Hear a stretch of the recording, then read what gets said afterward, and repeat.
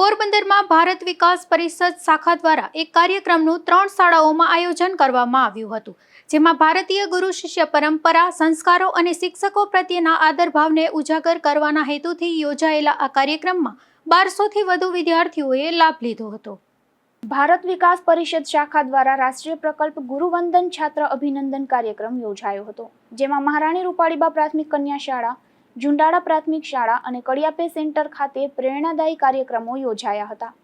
ત્યારે ત્રણેય શાળાઓમાં યોજાયેલા આ કાર્યક્રમોમાં શિક્ષકો, વિદ્યાર્થીઓ અને કર્મચારીઓનું પુષ્પગુચ્છ તથા પ્રમાણપત્ર આપી સન્માન કરવામાં આવ્યું હતું.